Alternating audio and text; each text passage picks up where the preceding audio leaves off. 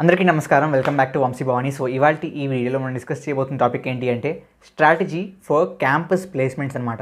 Okay, but before going in topic ఖచ్చితంగా subscribe ఇంకా చేయకపోతే చేసుకోండి. బికాస్ ఎవ్రీడే, ఆల్మోస్ట్ ఎవ్రీడే మన ఛానల్లో కన్సిస్టెంట్గా కంటెంట్ వస్తూ ఉంటుంది. కాబట్టి డోంట్ ఫర్గెట్ టు సబ్స్క్రైబ్. దాంతోపాటు పక్కన ఉన్న బెల్ ఐకన్ కూడా ట్యాప్ చేసేయండి, click all. Okay, so now coming to the topic, campus ప్లేస్మెంట్స్కి ఎలా ప్రిపేర్ అవ్వాలి, స్ట్రాటజీ అండ్ ఆల్. బేసిక్గా ఈ యొక్క టాపిక్ అనేది అందరికీ సేమ్ విధంగా నేను కైండ్ ఆఫ్ ఐడియా కానీ టిప్స్ కానీ ఇవ్వలేను. Because there can be 4 categories బ్రాడ్గా, ఇంకా ఎక్కువ ఉండొచ్చు, బట్ 4 కేటగిరీస్ బ్రాడ్గా ఉంటాయి.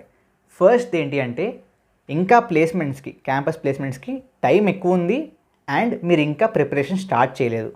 సెకండ్ కేటగిరీ, మీకు ఇంకా క్యాంపస్ ప్లేస్మెంట్స్కి టైం చాలా ఉంది బట్ ప్రిపరేషన్ స్టార్ట్ చేశారు. థర్డ్ కేటగిరీ, ఇంకా మీకు క్యాంపస్ ప్లేస్మెంట్స్కి టైం పెద్దగా లేదు బట్ ఇంకా ప్రిపరేషన్ స్టార్ట్ చేయలేదు. ఫోర్త్ కేటగిరీ, ఇంకా మీకు పెద్దగా టైం లేదు క్యాంపస్ ప్లేస్మెంట్స్కి బట్ ప్రిపరేషన్ స్టార్ట్ చేశారు. 4 కేటగిరీస్కి ఆన్సర్ డిఫరెంట్గా ఉంటుంది. కాబట్టి మీ పార్ట్కి మీరు స్కిప్ అయిపోయినా దట్స్ కంప్లీట్లీ ఫైన్, బట్ నేను మాత్రం 4 పార్ట్స్ సెపరేట్గా చెప్తాను. సో అందుకని ఇవాళ చాలా రోజుల తర్వాత కూర్చుని వీడియో చేస్తున్నాను. బికాస్ నుంచుని ఇంత పెద్ద కంటెంట్ చెప్పడం కష్టం అనిపించింది. So that's the reason. So first category ఏంటి? సో ప్లేస్మెంట్స్కి ఇంకా టైం చాలా ఉంది, ప్రిపరేషన్ ఇంకా స్టార్ట్ చేయలేదు. సో మీరు చేయవలసింది ఏంటి అంటే ఫస్ట్ ఒక నార్మల్ ఎనీ ప్రోగ్రామింగ్ లాంగ్వేజ్ మీ ఇష్టం, ఓకే, స్టార్ట్ చేయండి.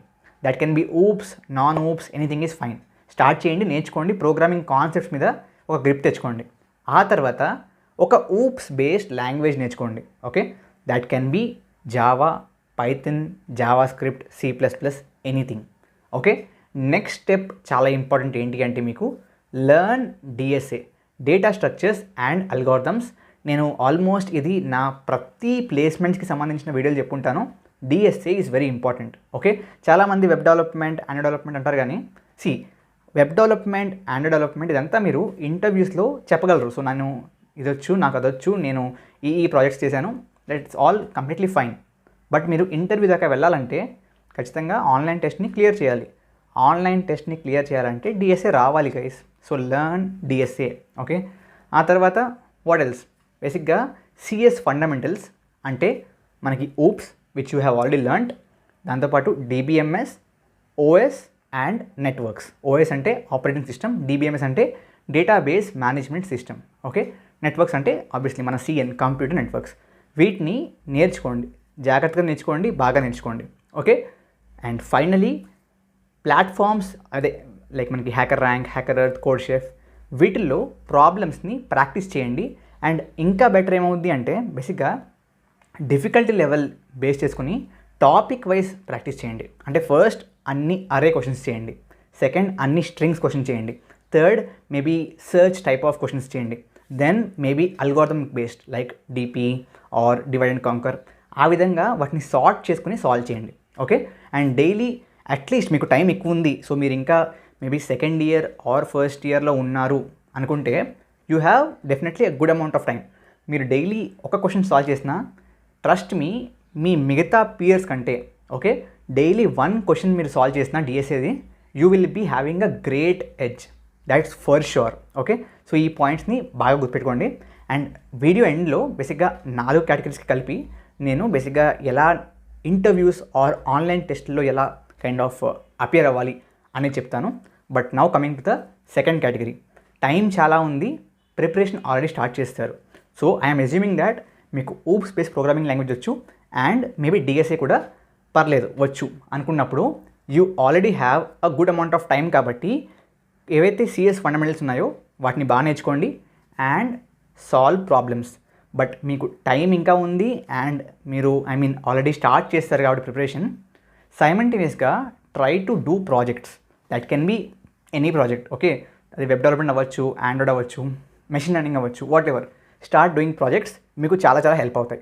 Okay, apart from these things you are already good because మీరు స్టార్ట్ చేశారు. Okay, coming to the third category. Third category ఏంటి అంటే టైం పెద్దగా లేదు అండ్ ప్రిపరేషన్ కూడా ఇంకా స్టార్ట్ చేయలేదు. This is the most critical kind of ఒక సెక్షన్ అనమాట, కేటగిరీ అనమాట. ఓకే, ఎందుకంటే టైం పెద్దగా లేదు అండ్ ఇంకా స్టార్ట్ చేయలేదు కాబట్టి. నా ద పాయింట్ ఈజ్ ఎక్కువ టైం వేస్ట్ చేయకండి. ఓకే, యూట్యూబ్లోకి వెళ్ళండి. నేను నా ఛానలే అని చెప్పట్లేదు, ఆబ్వియస్లీ మన ఛానల్లో చాలా కంటెంట్ ఉంది. బట్ గో ఎనీవేర్ అండ్ ఒక ఊప్స్ బేస్డ్ లాంగ్వేజ్ నేర్చేసుకోండి. ఓకే, నా సజెషన్ వుడ్ బి మన ఛానల్లో పైథాన్ నేను 1 వీడియో ఉంది కదా, అది నేర్చేసుకోండి, అది చూసేయండి. ఓకే, నెక్స్ట్ డే నుంచే పైథాన్ మీద డిఎస్ఏ కూడా నేర్చుకోవడం స్టార్ట్ చేయండి. Okay, so the point is మీరు డిఎస్ఏలో ఎంత పర్ఫెక్ట్ అవుతే now that is something that will kind of change or kind of design your future అనమాట. డిఎస్ఏ బాగా నేర్చుకోండి. అండ్ డిఎస్ఏ నేర్చుకున్నాక ప్రాబ్లమ్ స్టార్ట్ చేద్దాం అని అనుకోకండి, బికాస్ మీ దగ్గర టైం లేదు. అంటే మీరు ఒక కాన్సెప్ట్ నేర్చుకున్నారు అనుకోండి, ఫర్ ఎగ్జాంపుల్ మీరు ఇవాళ అరేస్ నేర్చుకున్నారు, ప్రాబ్లమ్స్ సాల్వ్ చేస్తున్నారు. స్ట్రింగ్స్ నేర్చుకున్నారు, ప్రాబ్లమ్స్ సాల్వ్ చేస్తున్నారు. ఈ విధంగా కైండ్ ఆఫ్ నేర్చుకోండి, సాల్వ్ చేయండి, బికాస్ మీ దగ్గర టైం లేదు. Okay, so do this way and kind off don't forget to solve more problems. ఓకేనా, అండ్ ఒక స్పాయిలర్ అనుకోవచ్చు, ఐ మీన్ నేను ఇంకా ఇక్కడ చెప్పలేదు, బట్ త్వరలో మన దాంట్లో ఒక ప్లేస్మెంట్ రెడీ అవ్వవలసిన బేసిక్గా ఒక placement ready course on DSA. So మీరు ప్లేస్మెంట్స్కి వెళ్తున్నారు, ఆన్లైన్ అవ్వచ్చు, ఐ మీన్ ఆన్ క్యాంపస్ అవ్వచ్చు, ఆఫ్ క్యాంపస్ అవ్వచ్చు. ఈ యొక్క ఏదైతే వీడియో సిరీస్ ఉందో that can be, I think నా ప్లాన్ ప్రకారం ఇట్ కెన్ బీ అబౌట్ ఒక 70-80 వీడియోస్. బట్ అవి చూస్తే you will be good for your any placements in IT domain. ఒక DSA based course, so I'm planning, but let's see. Okay, so ఆ విధంగా DSA మీద focus బాగా పెట్టండి. 4th కేటగిరీ ఏంటి, టైం పెద్దగా లేదు బట్ ప్రిపరేషన్ స్టార్ట్ చేస్తారు. Now what you will do is అన్నీ పక్కన పెట్టేయండి. Like choose sites like short material provide చేస్తాయో అటువంటి సైట్స్కి వెళ్ళండి. బేసిక్గా షార్ట్ నోట్స్ ఉంటుంది అనమాట సిఎస్ ఫండమెంటల్స్కి, అవి బాగా నేర్చుకోండి. ఓకే, బట్ ఆల్రెడీ మన దాంట్లో ఊప్స్కి సంబంధించిన కంటెంట్ ఉంది, డిబిఎంఎస్ కంటెంట్ ఉంది. ఓకే, ఆపరేటింగ్ సిస్టమ్ కంటెంట్ కూడా తేబోతున్నాను, so that should be good. Now the point is మీరు సిఎస్ ఫండమెంటల్స్ మీద ఎందుకు టైం ఎక్కువ స్పెండ్ చేయాలంటే బికాజ్ మీకు ఆల్రెడీ కొంత కైండ్ ఆఫ్ ఐడియా ఉంది డిఎస్ఏ మీద. కాబట్టి once your CS fundamentals is strong then go back to the platforms, CodeChef, Codeforces, whatever. So దీంట్లో ఏ ప్లాట్ఫామ్ మంచిది అనేది సెర్చ్ చేసుకుంటూ టైం వేస్ట్ చేయకండి. దేంట్లో అయినా సరే ఉండేది క్వశ్చన్సే, మీరు రాయవలసింది కోడే. ఓకే, కాబట్టి go to any platform. Okay, కొంతమంది లీడ్ కోడ్ బాగుంటుంది అని చెప్పి, ఐ మీన్ నేను వీడియో చూస్తానమాట. So LeetCode versus CodeChef versus maybe all these platforms పేర్లు, ఈ వర్సెస్ అనేవి ఈ ప్లాట్ఫామ్స్కి అంత బాగా వర్తించదు. ఒకవేళ మీకు టైం ఉంటే చూసుకోండి and then go forward, but time లేనప్పుడు just go there and solve చేసుకోండి. అండ్ మీ దగ్గర టైం లేదు కాబట్టి ఒక ప్రో టిప్ చెప్తాను, దీన్ని అండర్లైన్ చేసుకోండి ఒకవేళ రాసుకుంటే కనుక.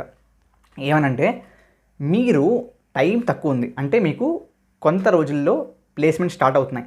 And obviously me placement cell వాళ్ళు ఫస్ట్ ఏ కంపెనీ వస్తుంది, సెకండ్ ఏ కంపెనీ వస్తుంది అని చెప్పి ఉంటారు. So company based questions solve చేయండి. అంటే లెట్స్ సే అమెజాన్ వస్తుంది మీ కాలేజ్కి. ఓకే, అమెజాన్ ప్రిపేర్ అవుతున్నారు. సో అమెజాన్కి సంబంధించిన క్వశ్చన్స్ ప్రతి ప్లాట్ఫామ్లో వెతికి ఆ ప్రతి ప్లాట్ఫామ్లో ఉన్న అమెజాన్ క్వశ్చన్స్ అన్నిటిని ఫస్ట్ సాల్వ్ చేయండి. లెట్స్ సే టీసీఎస్ వస్తుంది.